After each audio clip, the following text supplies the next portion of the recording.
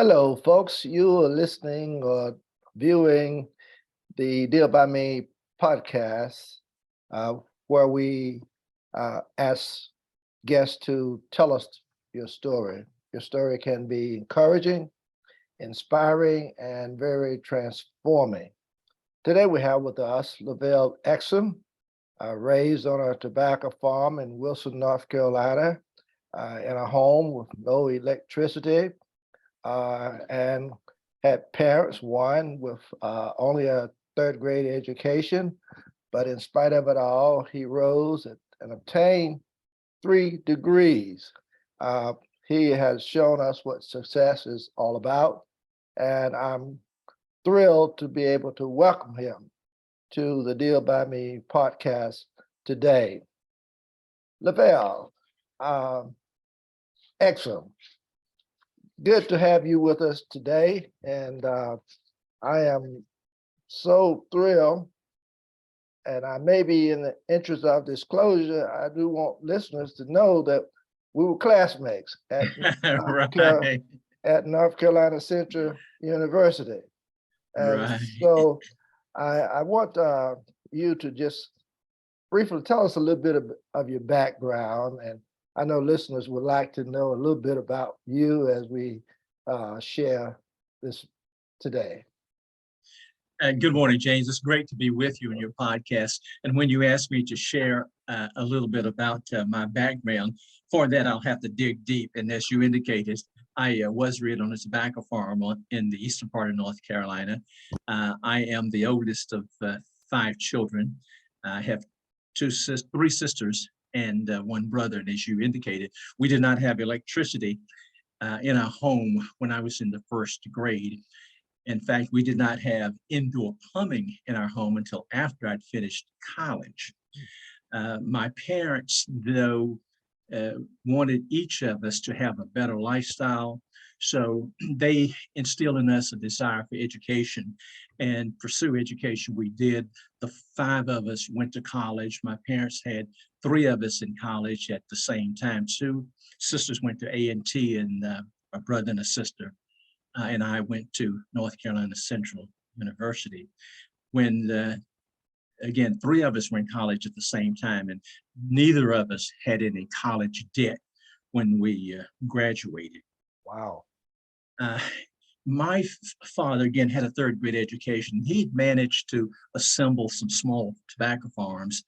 And with the 3rd grade education, I thought he'd done fairly well. So I thought to myself, what is it that I'll have to do to elevate the standard of living of my family as much as he had with a 3rd grade education, knowing that I would go to college. At that time, I didn't understand that I would be bitten by the education bug and end up with 3 degrees from North Carolina Central University. So our alma mater has been very great, very good to me, James.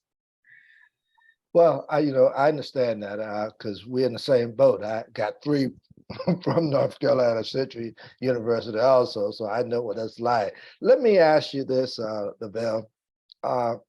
You have been obviously very successful, and of course, things that you just mentioned indicate that to us. And I know listeners will probably want to know, since you've been very successful, what do you attribute your success to? James, believe it or not, my success, I was value programmed on the tobacco farm. So that's where I attribute a lot of my success to it. My parents, again, with their focus on education, and with my kids, I wondered what is it that I would have to do to help them elevate themselves as much as my father has. So I decided that I wanted each of my 4 children to get 2 academic degrees. And when my youngest daughter finished med school a few years ago, each now has 2 degrees. 2 are medical doctors. 2 who are medical doctors happen to be psychiatrists. And the oldest daughter went to A&T and studied electrical engineering. And my youngest son got a master's in accounting at NC State. So it's education, I think, has enabled me to have a better lifestyle and in essence, or by extension, help other people, not only my children, but other people have a better lifestyle also. I note that you actually talk a lot about education, which is very commendable and admirable. But I want to ask you this: what do you consider education to be important to the success of an individual? James, I think education is a great equalizer. It enables people of ordinary means to have the opportunity, affords them the opportunity to lift themselves to a higher standard of living. I'd like to think that I'm a lifelong learner. When I was, as a lifelong learner, there's a series of broadcasts by TED Talks, and my objective is to listen to something each day. I used to wonder whether I knew enough, but now I no longer wonder that, for I understand now how little I know relative to all there is to know. You know, I just like the way you're dealing with this. I like the way you're sharing your position on these particular issues that you have been involved in and talked about. I have looked over your bio, and I noticed that you've taught at a number of places, but didn't stay for a long length of time, except for your 8 years at North Carolina Central University. And listeners probably want to know this, is there something about teaching that you didn't like? James. And the only reason I'm asking that, because your longest length of teaching was at North Carolina Central University. The other places you seem to have not stayed there too very long, which may give listeners the impression that you didn't particularly care that much about teaching. So, and I need to ask that question because they want to know. Fair enough. I had always wanted to be an entrepreneur. When I finished undergraduate school, it was in 1968. This was shortly after the Tet Offensive in Vietnam. And at that time, I had a draft number that was relatively low. Teaching afforded me an opportunity, or at least at that time, one could get a deferment for teaching. So I opted to teach. And in teaching, when I first started teaching, I taught 7th and 8th grade math and science at William R. Davis School in Roanoke Rapids. And during that time, I started graduate school at North Carolina Central University. So I drove 56 miles one way to class several times a week. So after leaving William R. Davie, I worked at G.C. Hawley schools, teaching 7th and 8th grade math there, and then to Durham Tech. And while I was teaching, I was also pursuing education at the graduate level. And then I went to the law school. And while in law school, the dean didn't know it, but I worked 40 hours at a college called King's College. I was academic dean at King's College in Durham. Well, that's not too unusual about that, because Steve probably didn't know that I was working out at Durham Business College when I was in law school. So I do understand that. I'm enjoying this interview. I want you to know that, because I know you from Central, and I don't get a chance to interview a lot of folks that I really know. Most of the interviews have come from people in different states who hear what I'm trying to do, and they contact me and want to share their story. But to talk to somebody who I really know and have known over the years is a real privilege, and I appreciate you agreeing to the interview today.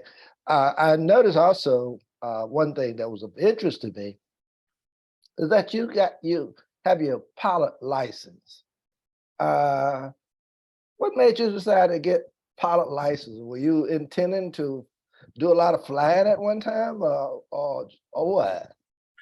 James, when I was in probably 7th and 8th grade, somewhere along there, in I think it was cereals, Kellogg cereals, there was a model airplane that you could put together and throw it and it would sail. And I just became fascinated with airplanes. And so I did get a pilot's license at age 40, but I have not flown now for a number of years. And I did want to get an airplane. At the time I got a license, I wanted to get a Mooney Aircraft, which was one of the fastest non-military retractable gear aircraft at that time. But in late 80s, we had a recession that kind of put that plan on hold, and I never went back to it. So I stopped flying. Oh, okay. That's really interesting. That's something that I've thought about, but I never pursued that interest. But that's very intriguing.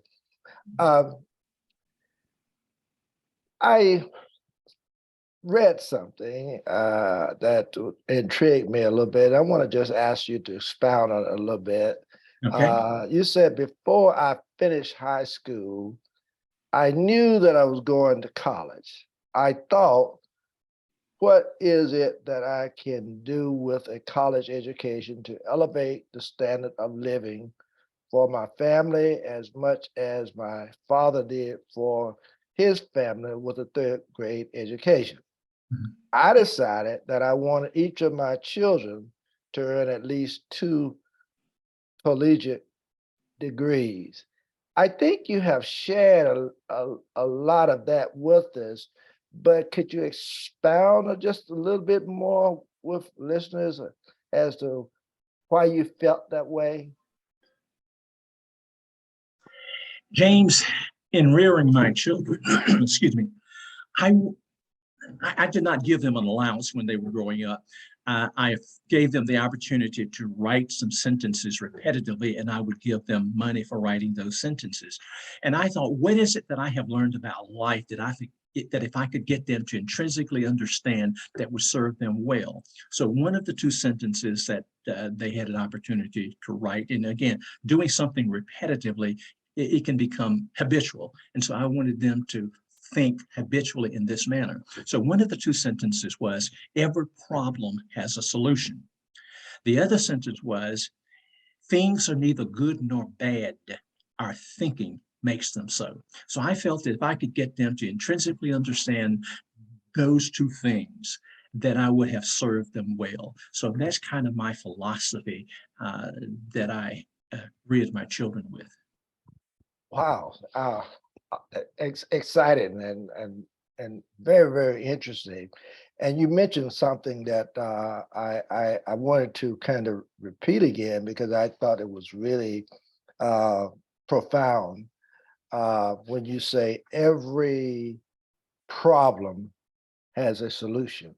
Yes. That's that, and I sense that, and I feel that, and things are neither good nor bad. Our thinking, our thinking makes it so. Uh, Interesting. And I don't know what I can say about that because it's such a interesting statement, but it's obviously true. It's obviously true. Every problem has a solution. So, let me ask you this. Uh, you stated some things that you say, I like to think of myself as a lifelong learner and a practitioner of human engineering. And you say, these are some things that you mentioned. You say, how do you get the most out of our transitory lives? And how do we weigh what we want to weigh? And how do we reduce stress? And how can we practice patience? Can you talk about that just a little bit more? James, you asked me to talk about a lot of things now.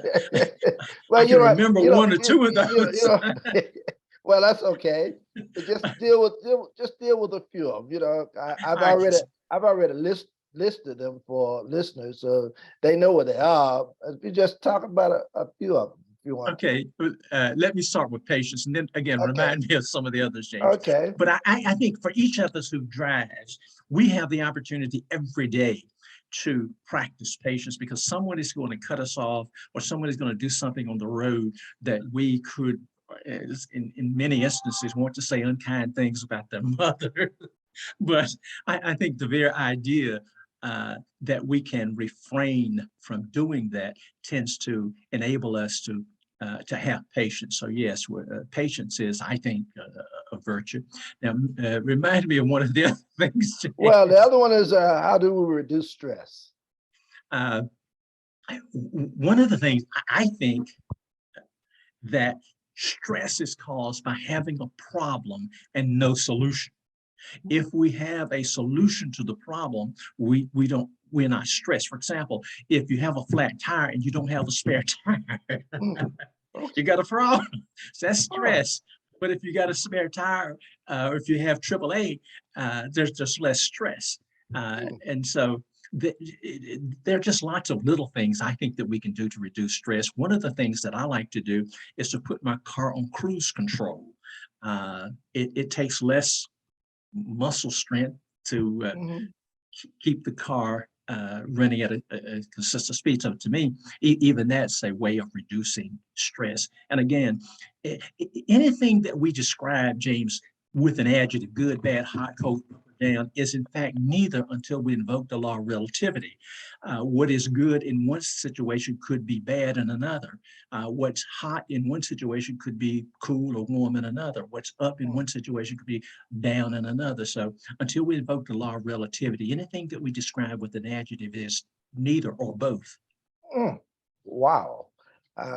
This interview today is just awesome. You telling me some stuff. Sometimes I think I know a lot, but when I start talking with other folk, I realize I don't know anything. But this is just awesome. How do we weigh what we want to weigh? Wow, James. I'm of the opinion that having been reared on this tobacco farm, we had pigs, hogs. We grew all of the meat, the beef, the pork that we ate. We grew all vegetables. Now with the hogs in the late summer, we would enclose them in a pen, a very small pen, maybe 10 by 10, and maybe 10 or 12 hogs, and we would feed them. They would get fat, and we would have more meat during the winter when we slaughtered them. And so I understand that, and most of us learn at the elementary level, that if you run water into a bathtub faster than it runs out, that it will run over. Most of us understand that if you consume more calories than the body burns, then the body will store it as fat. Now, when it comes to a goal, I'm of the opinion that if we can state a goal in the positive, we increase the probability that we will be able to reach that goal. So for me, maintaining weight, when I was about 16, James, my father said to me, and I weighed maybe 130 pounds at the time, that when he was my age, he was my size. And I thought, and he was about 6'2", 300 pounds. And I thought, when I'm your age, I do not want to be your size. I had to say that under my breath, of course. So to me, if we want to weigh what we want to weigh, when I got my pilot's license, they stamp your weight. I weighed 140, 160, 165. So I decided at age 40 that that's what I wanted to weigh the rest of my life. And this morning I weighed 168.9. So somewhere between 165 and 169 is what I'm going to weigh.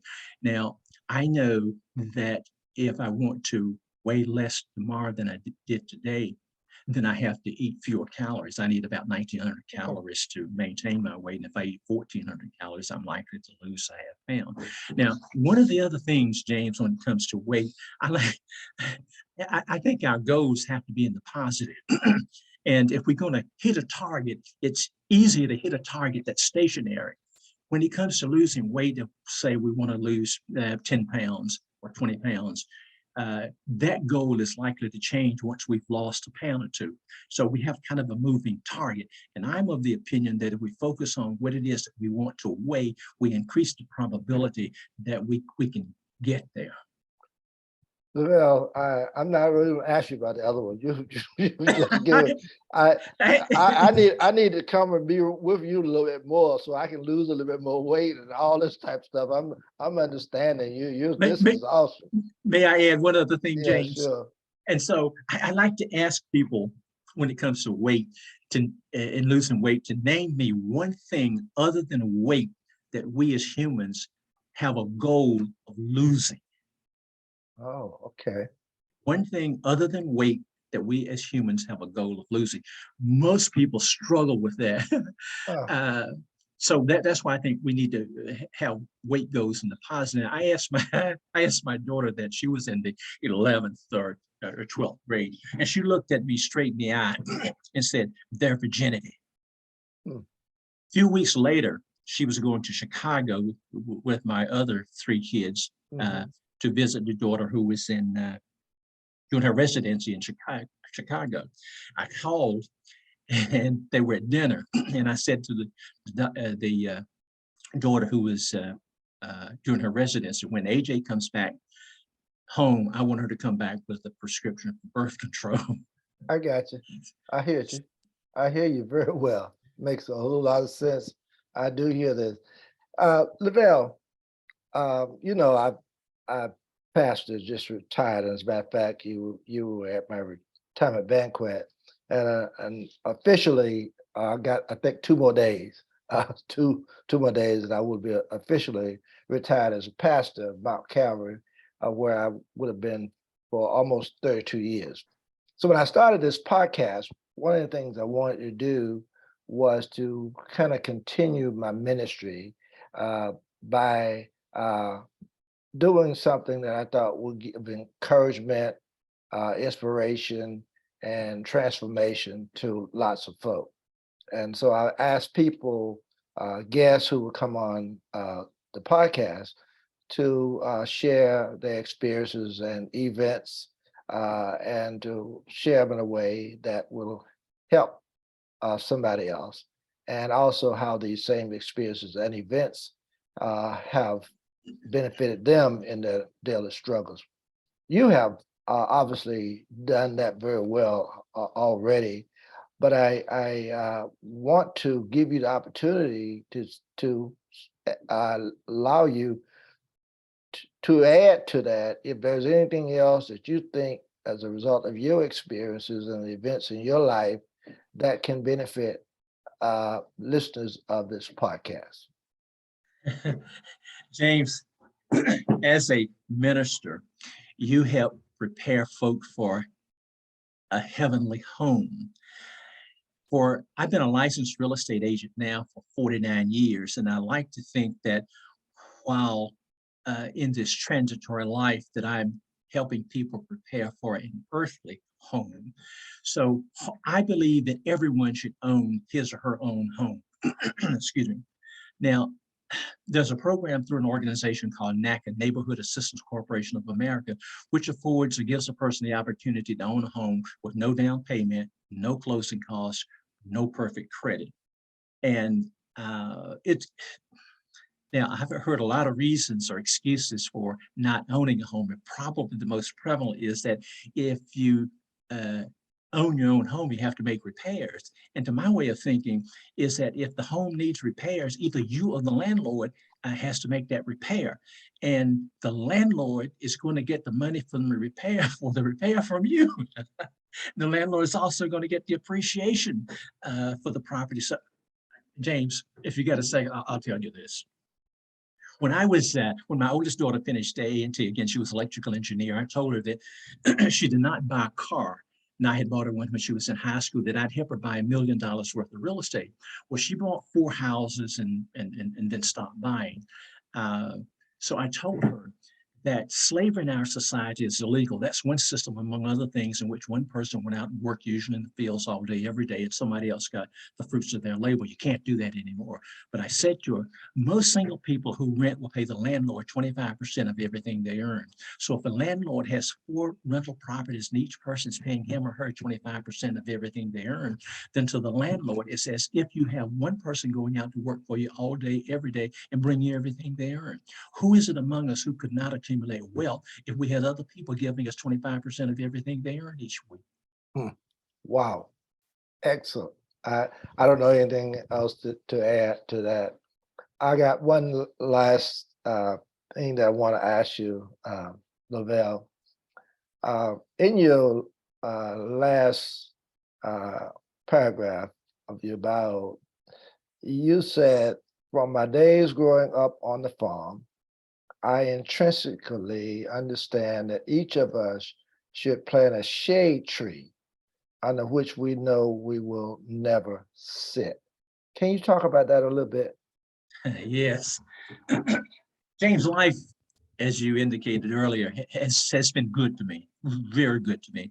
And so I take the position that for life's journey, what I owe is service to other people. So if I can help other people get the most out of their transitory existence here on planet Earth, traveling through time and space, then I will have served them well. So it's my obligation, duty, and responsibility, I feel, to help other people get the most out of their existence. Well said. Well said. Do you have a website or anything that that listeners could go to allow them to learn more about you?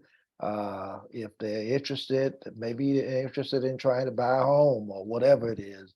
Do you have anything that website or anything that you can point listeners of this podcast to? Facebook, looking me up on Facebook is probably the easiest way. Okay, all right. Well, there you have it, Levell Exum, this well-defined gentleman that I've known over many years, coming to us today to share a lot of important information that we all need to know.